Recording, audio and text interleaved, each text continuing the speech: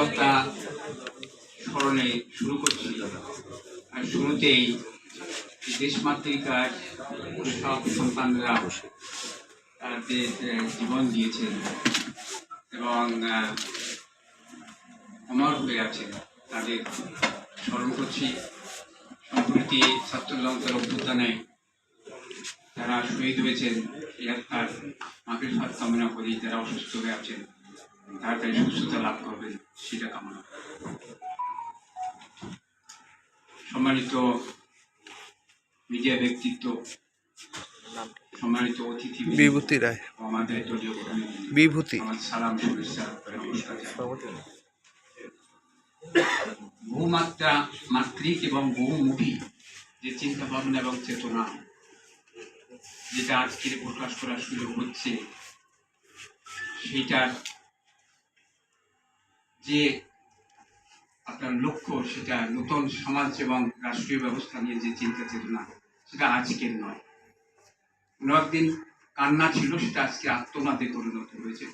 আত্মনাদে পরিণত হয়ে তার রূপ নিয়ে আজকে যে যেখানে আছে সেখান থেকে সামিল হয়েছে দেশকে উঠানোর জন্য, দেশকে সংস্কারের মাধ্যম দিয়ে সেই আশা পূরণ করতে, যে নতুন সমাজ এবং রাষ্ট্রীয় ব্যবস্থা, বৈষম্যহীন সমাজ এবং রাষ্ট্রীয় ব্যবস্থা হবে।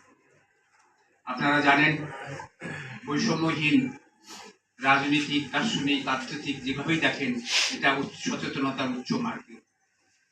বলতে গেলে, অন্য কথায় ভাষায় বলতে গেলে, যে সৃষ্টিকর্তার সৃষ্টিতে বেসিক্যালি কোনো বিভেদ নেই। সেটা চিন্তা করলে আমার কাছে মনে হয় যে আমরা সবাই ভাই ভাই ভাই ভাই মনে হয়। কিন্তু আমরা দেখছিও যে প্রকৃতপক্ষে কাজ করতে গিয়ে এই চিন্তা চেতনা আমরা কতটুকু ধারণ করতে পারি, এবং ধারণ না করলে যে আমাদের সমাজে পরিবর্তন হবে না, সেটা আমরা ইতিমধ্যে বোঝা শুরু করেছি।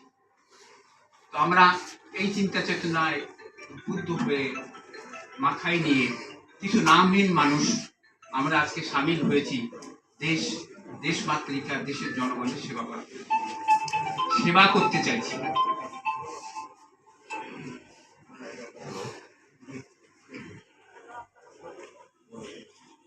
দেশ ও জনগণের সেবা করতে চাইছি, দেশকে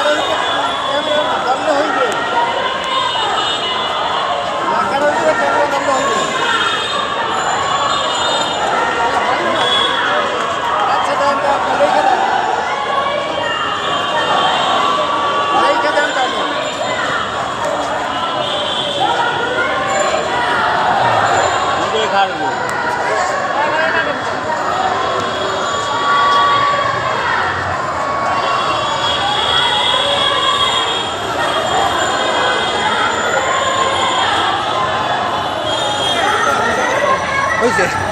আর কি দাবি কইবেন?